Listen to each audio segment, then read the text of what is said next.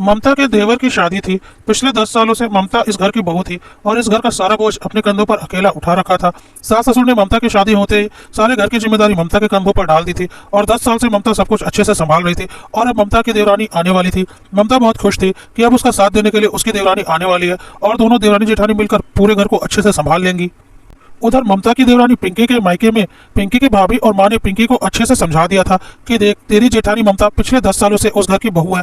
उसने पूरे घर को अपने कब्जे में ले रखा होगा और सारा कुछ ममता के हाथ में होगा और वह उस घर की अकेली मालकिन है। पिछले 10 सालों से तेरे जाने से उसे नुकसान तो होगा ही और वह कोशिश करेगी तेरे ऊपर सारे काम को डालकर खुद घर की मालकिन बनी फिरे। फिर तू जरा सावधान रहना अपनी जेठानी से और बच के रहना, उसके हुक्म पर मत चलना। पिंकी ने अपनी माँ और भाभी की बात को बहुत अच्छे से गांठ बांध लिया था और सोच लिया था कि वह अपनी जेठानी ममता से बिल्कुल भी दबने वाली नहीं। जैसे ममता उस घर की बहू है, वह भी उस घर की बहू बनने जा रही है और उसका भी बराबर का हक होगा। यही सोचकर पिंकी विदा होकर अपने ससुराल आ चुकी थी। 1-2 दिन तो शादी की रस्मों में निकल गए और ममता अकेले के दम पर सब कुछ संभाल रही थी।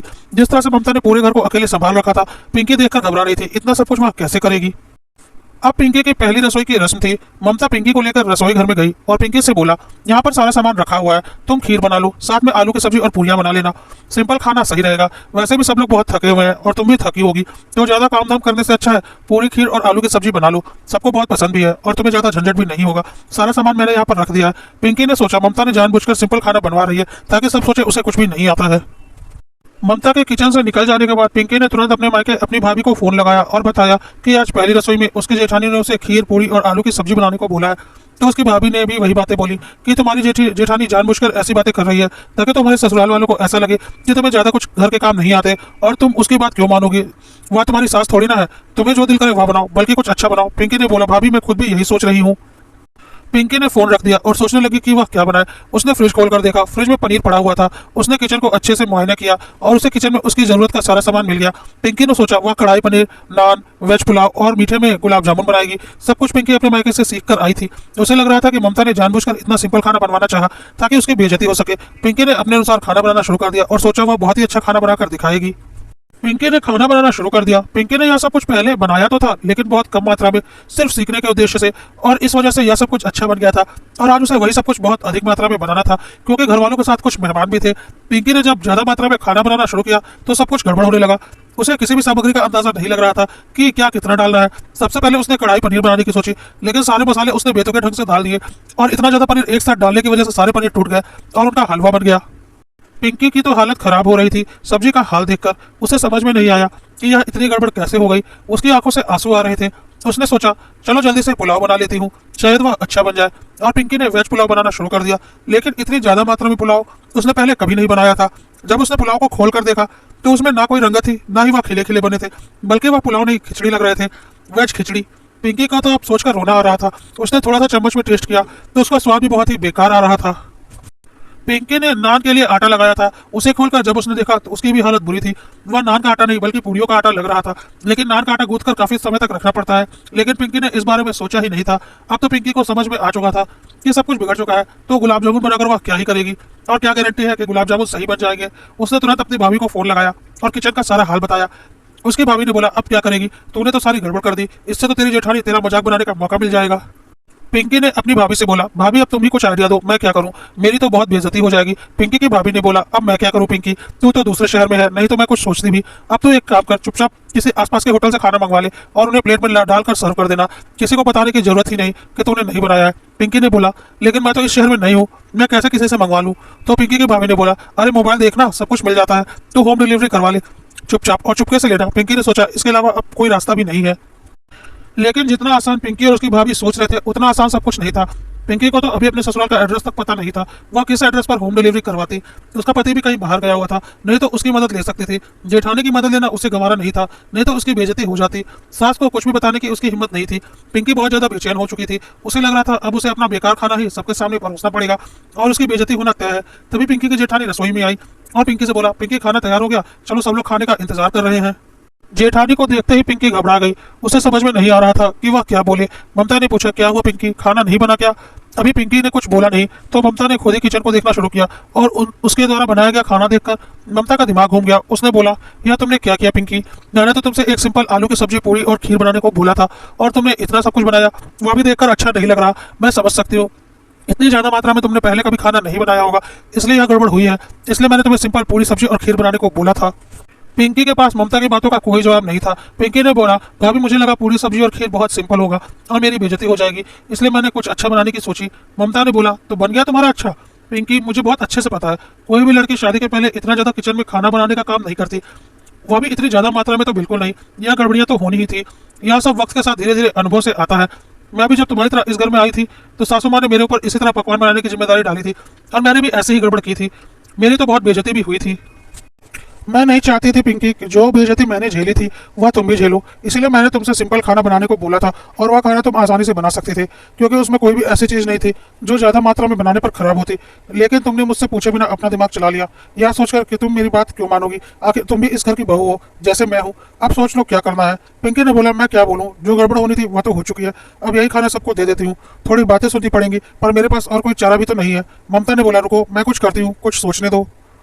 ममता की सास बहुत ही दबंग औरत थी और बहुओं को बहुत दबा कर रखती थी। पिंकी तो नहीं थी, पर ममता को अपनी सासू माँ का अंदाजा था और उसे यह भी पता था कि सासू माँ को पता चल गया कि पिंकी ने खाना खराब कर दिया है तो वह बहुत बवाल मचाएंगी, क्योंकि अपने वक्त में वह यह सब कुछ देख चुकी थी, सासू माँ का गुस्सा, और वह नहीं चाहती थी कि पिंकी को भी वह सब कुछ देखना पड़े। ममता ने चुपके से सासू माँ के मोबाइल से अपनी मौसी सास को मिस्ड कॉल लगा दिया।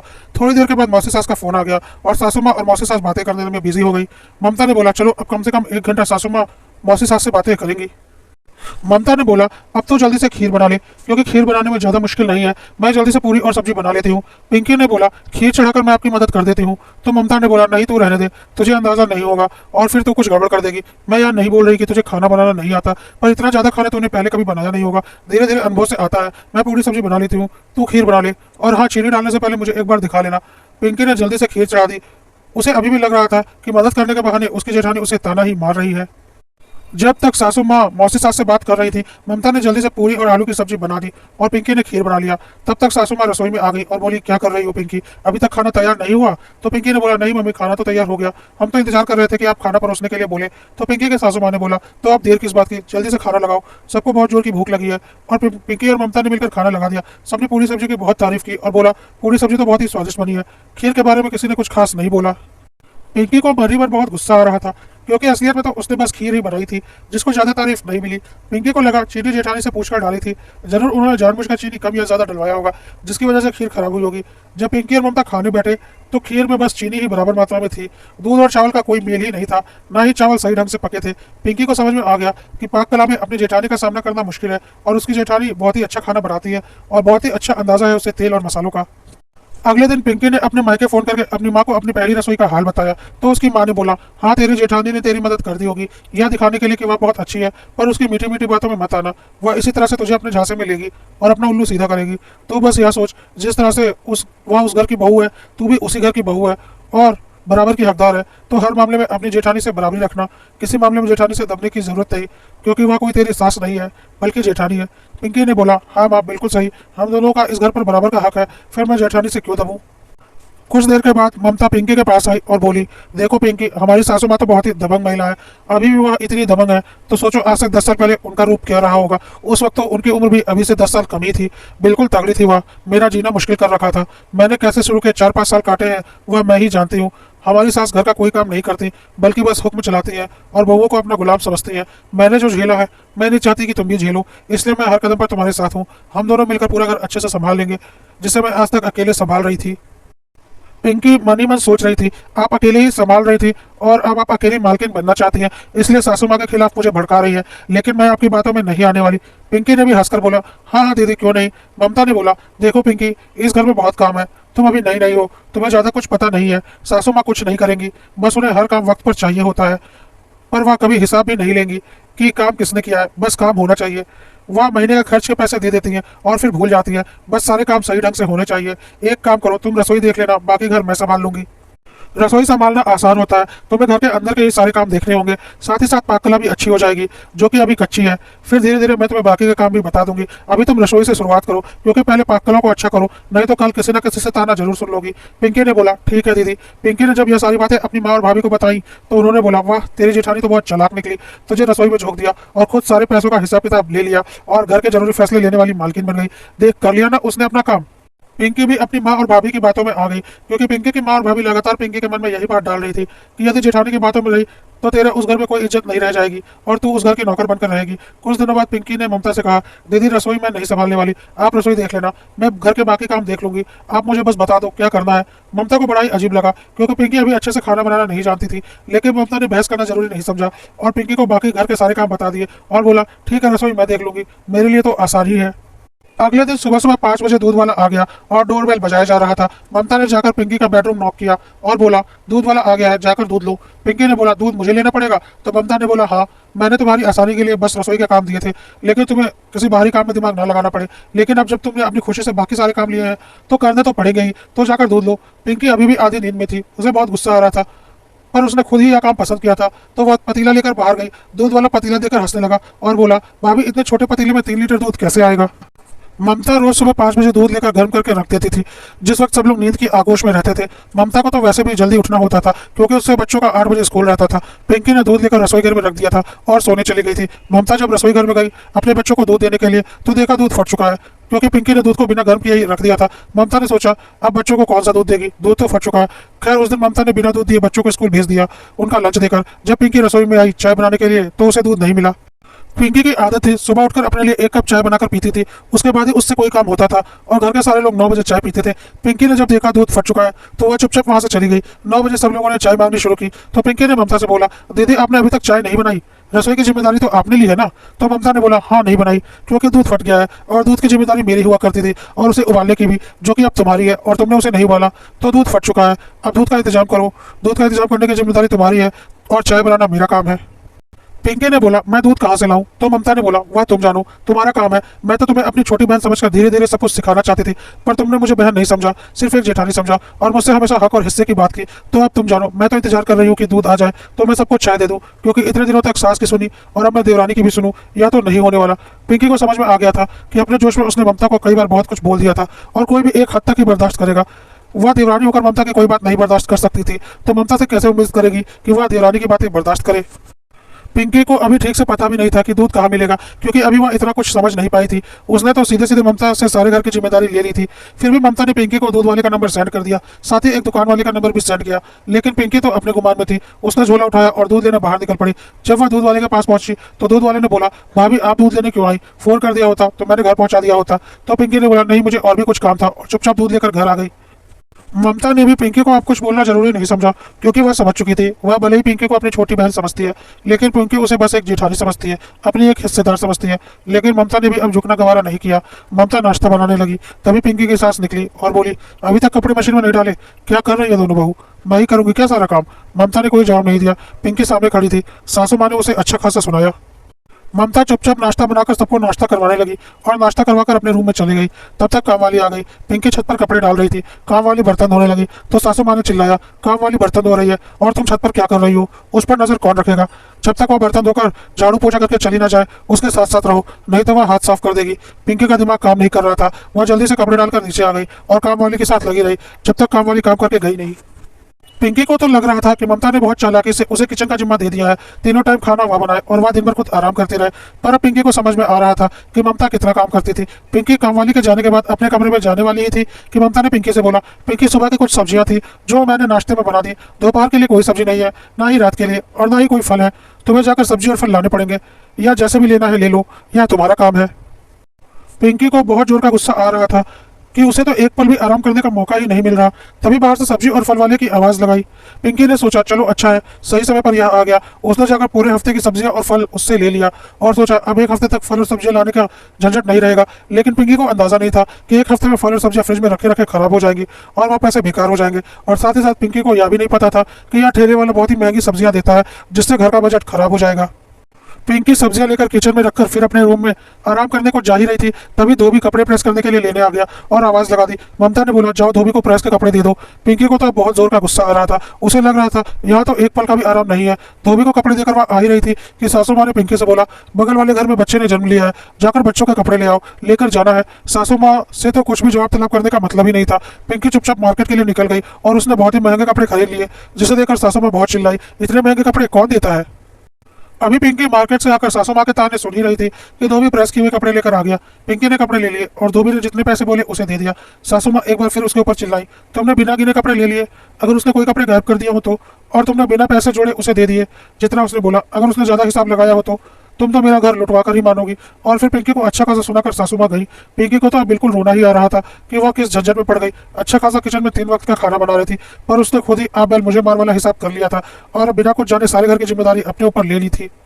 अब पिंकी ने सोचा चलो थोड़ा आराम कर लेती हूँ, और ममता भी किचन में दोपहर का खाना बनाने के लिए गई। इतनी ढेर सारी सब्जियां और फल देखकर ममता समझ गई पिंकी को दोबारा सासू माँ से डांट पड़ने वाली है, क्योंकि यह सारी फल और सब्जियां तो खराब होंगी ही। दोपहर का खाना खाने के बाद पिंकी को आधा घंटा सोने की आदत थी, और जैसे ही दोपहर का खाना खत्म हुआ काम वाली बर्तन धोने के लिए आ गई, और पिंकी को फिर उसको रखवाली करने के लिए उसके पास बैठना पड़ा। पिंकी अंदर ही अंदर बहुत चिढ़ रही थी कि वह किस झंझट में पड़ गई है। अभी काम वाली गई थी कि सासू माँ ने बोला छत पर से कपड़े उठा ले, नहीं तो धूप में खराब हो जाएंगे, सारे महंगे कपड़े हैं, उनका रंग हल्का पड़ जाएगा। पिंकी छत पर चली गई कपड़े उठाने। कपड़े उठाकर पिंकी अपने रूम में जाने को थी कि सासू माँ ने बोला मैं बगल वाले घर में जा रही हूँ बच्चे को देखने, जल्दी से मेरी साड़ी प्रेस कर दे। अब वह सासू माँ की साड़ी प्रेस करने लगी, और अंदर ही अंदर उसे लग रहा था उसने बहुत बड़ी गलती की ममता से पंगा लेकर।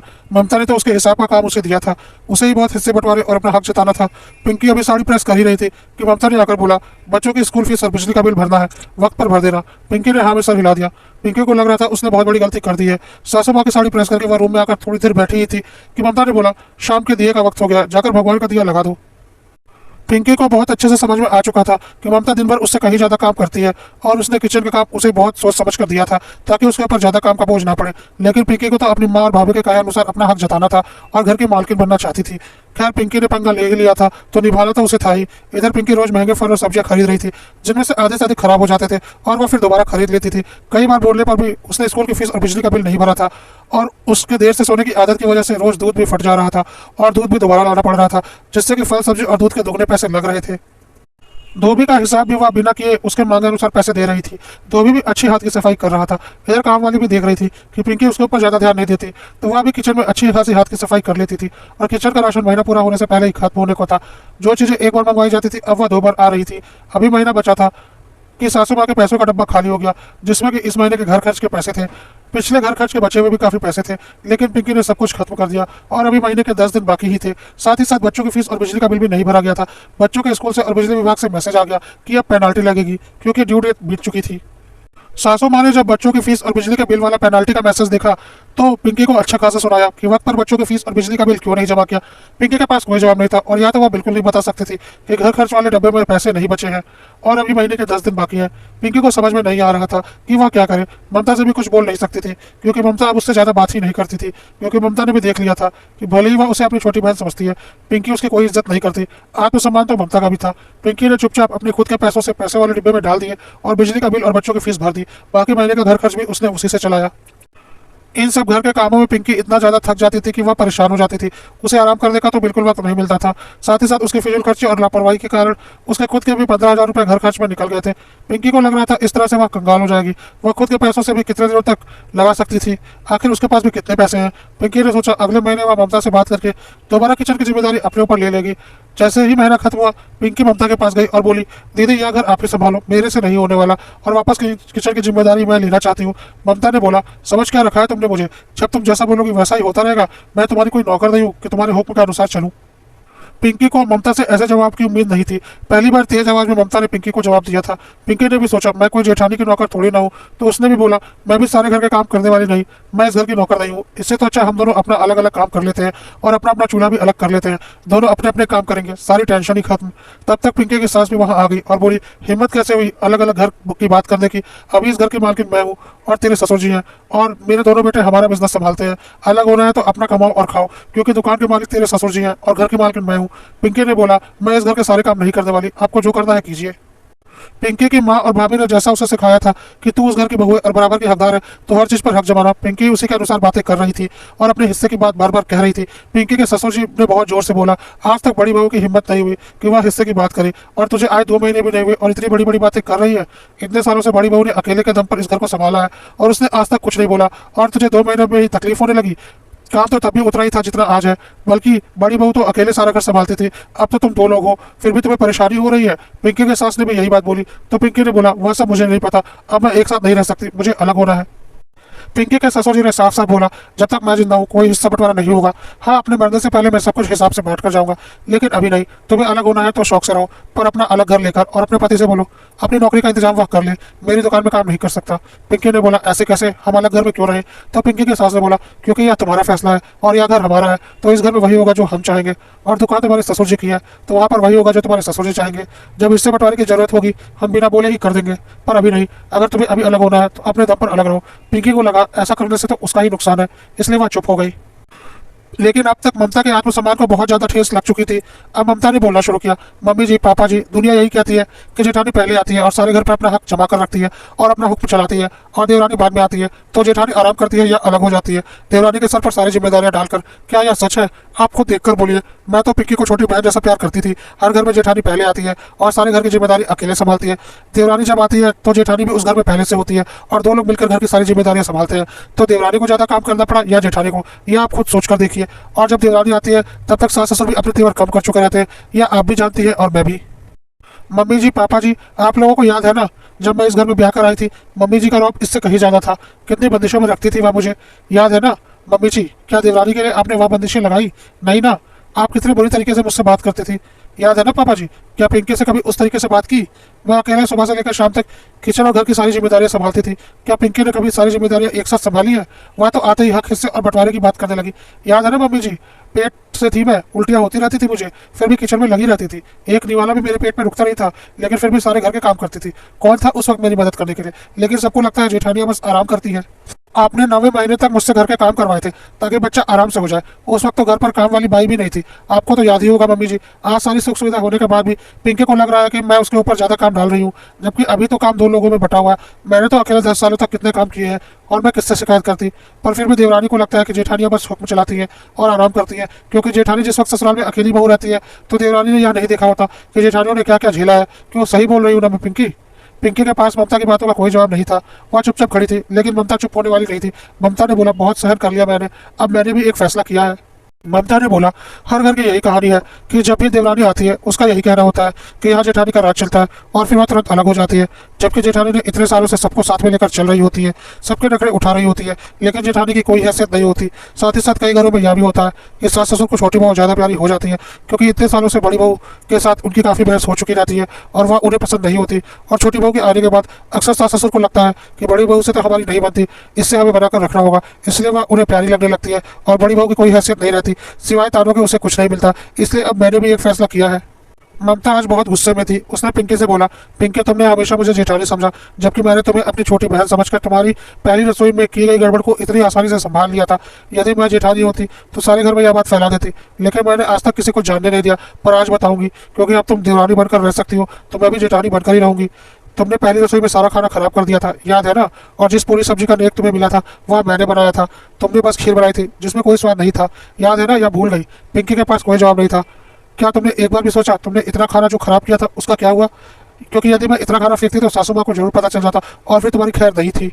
अगले दिन नाश्ते में जो पकौड़ियाँ सबने खाई थी ना, वहाँ तुम्हारे खराब किए गए पुलाव और सब्जी को मिलाकर ही बनाई गई थी, जिसकी सबने बहुत तारीफ की थी। तुमने एक बार भी नहीं सोचा ना इतना खाना तुमने बर्बाद किया वह कहा गया, क्योंकि मैंने उसे फिर से खाने लायक बना दिया था और कुछ भी फेंका नहीं था, ताकि सासू माँ को पता ना चल सके कि तुमने क्या किया है। लेकिन फिर भी तुमने मुझे हमेशा जेठानी ही समझा। मैंने तुम्हारी सहूलियत के लिए तुम्हें रसोई दी थी, क्योंकि रसोई में बस 3 वक्त का खाना बनाना था। इससे तुम्हारी पाक कला भी अच्छी हो जाती और तुम्हें ज़्यादा परेशानी भी नहीं होती। लेकिन तुम्हें लगा मैंने मालकिन बनने के लिए सारा काम अपने सर पर ले लिया है, इसलिए तुमने बोला तुम बाकी घर संभालोगी, और तुम्हें जल्दी ही पता चल गया कि रसोई संभालना आसान था या बाकी घर की जिम्मेदारियाँ। तुम्हें क्या लगता है?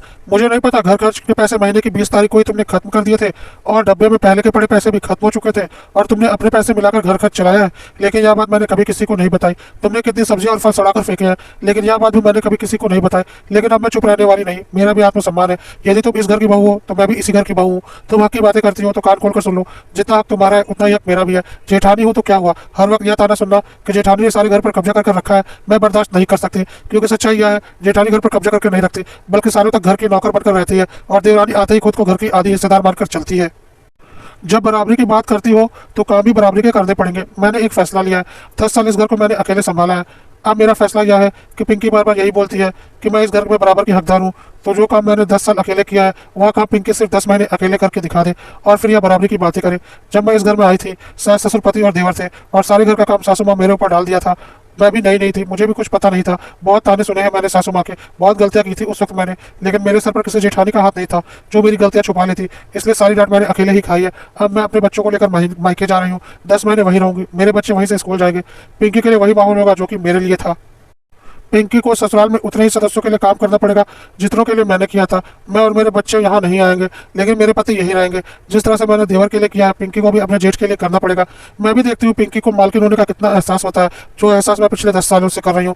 ममता की सासू माँ ने बोला, यह कैसी बहकी बहकी बातें कर रही हो। ममता ने बोला, बिल्कुल सही कह रही हूँ। एक सीमा तक कोई बर्दाश्त कर सकता है और अपने से बड़ों की बातें बर्दाश्त करता ही है, लेकिन अगर अपने से छोटा आकर यह सोचे कि मैं बराबर का हकदार हूँ और वह भी अपनी बातें सुनाए, तो हर किसी का आत्मसम्मान होता है। मैं मेरे बच्चे को लेकर मायके जा रही हूँ। 10 महीने तक यहाँ बिल्कुल नहीं आऊंगी, लेकिन मेरे पति यही रहेंगे। सासू माँ और ससुर जी ने बोला, पागल हो गई हो क्या? इस घर में वही होता है जो हम चाहते हैं, क्योंकि इस घर के मालिक अभी हम हैं। कोई जरूरत नहीं तुम्हें मायके जाने की, दोनों बहू मिलकर प्यार मोहब्बत से इस घर को संभालो। लेकिन ममता अपनी जिद पर अड़ी थी और बोला, बिल्कुल संभालूंगी, लेकिन आत्मसम्मान के साथ, न कि यह ताने सुनकर कि मैंने जेठानी होने का फायदा उठाया है और सबको अपने कब्जे में रखा है। और साथ ही साथ देवरानी को यह एहसास भी दिलाना चाहती हूँ कि जेठानी जब घर में आती है उसके साथ क्या होता है, क्योंकि यह सिर्फ मेरी देवरानी नहीं, दुनिया की हर देवरानी का भ्रम है कि जेठानियाँ ससुराल में मजे करती है। अब मेरी बात कोई माने या ना माने, मैंने यह फैसला ले लिया है और मैं जा रही हूँ। मुझे आज कोई नहीं रोक सकता। आप लोग सोच भी नहीं सकते मैं कौन सा कदम उठा लूंगी।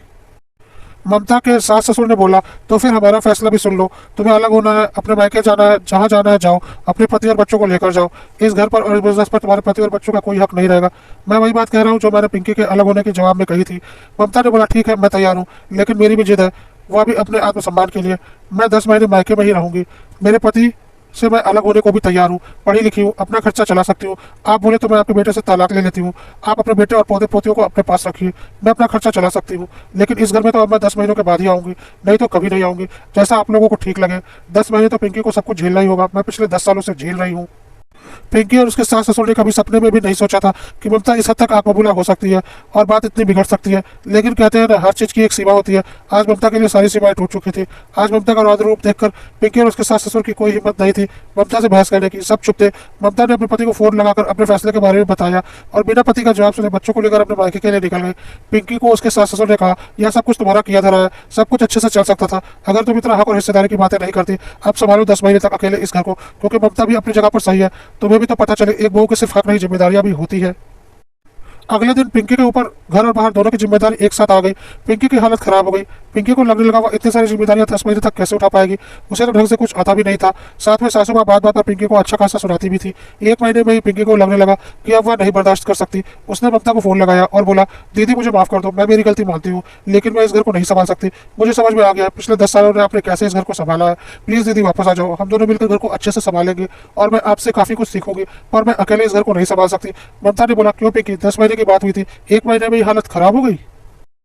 तब तक पिंकी की सासू माँ ने फोन ले लिया और ममता से बोला, हाँ हालत खराब हो गई और जो सबक तुम अपनी देवरानी को सिखाना चाहती थी उसे समझ में आ चुका है। और अब कान खोल कर सुन लो, तुम्हारा गुस्सा भी ठंडा हो चुका होगा। या मत भूलो मैं तुम्हारी सास हूँ, चुपचाप घर आ जाओ।